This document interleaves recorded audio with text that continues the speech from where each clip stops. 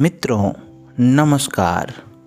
आज बॉलीवुड में देव आनंद और सूर्या के इश्क के दुखद अंत की कहानी के बारे में जानेंगे।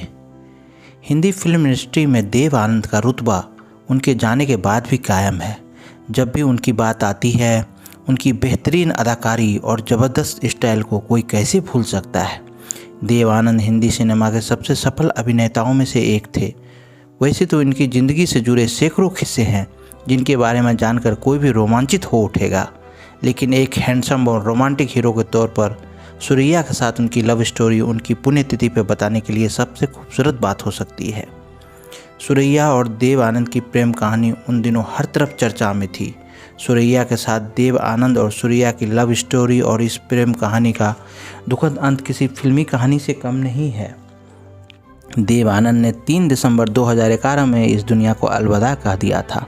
तो चलिए देव आनंद की पुण्यतिथि पर आपको बताते हैं उनके अधूरे प्रेम की कहानी, जो आपको रोमांच और इमोशन से भर देगी। सूर्या और देव आनंद की लव स्टोरी इंडस्ट्री में उन दिनों सबसे ज़्यादा फीस लेने वाली यानी टॉप अभिनेत्री थी।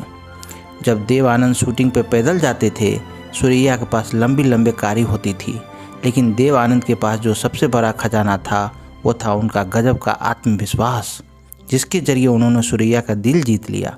देव आनंद और सूर्या की पहली मुलाकात फिल्म विद्या के सेट पे हुई थी।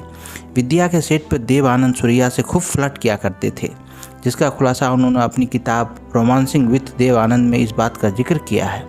वो लिखते हैं, विद्या के सेट पर कैमरा रोल हुआ, गाना चला और सूर्या ने मुझे पीछे से गले लगा लिया। मैंने उनकी गर्म सांसों को महसूस किया, उनके हाथों को चूमा और उनकी तरफ एक फ्लाइंग किस उछाला। सूर्या ने मेरा हाथ पीछे से चूमा और जवाब दिया। तभी निर्देशक ने कहा, ग्रेट शॉट। इसी के बाद सूर्या और देव आनंद की नज़दीकियाँ बढ़ने लगी, लेकिन अभिनेत्री की नानी को ये रिश्ता मंजूर नहीं था। उनकी नानी हर वक्त उनके साथ रहने लगी। शूटिंग पर भी सूर्या की नानी मौजूद होती थी, लेकिन एक दिन किसी काम से नानी को घर जाना पड़ा, जिसका फ़ायदा उठाकर देव आनंद सूर्या के मेकअप रूम में घुस गए। दोनों के बीच करीब 45 मिनट तक बात चली। इसके बाद देव आनंद ने सूर्या को अंगूठी के साथ शादी के लिए प्रपोज कर दिया। जैसे ही सूर्या की नानी को इसकी खबर लगी, वो गुस्से से तिलमिला उठी और इस अंगूठी को उन्होंने समंदर में फेंकवा दिया।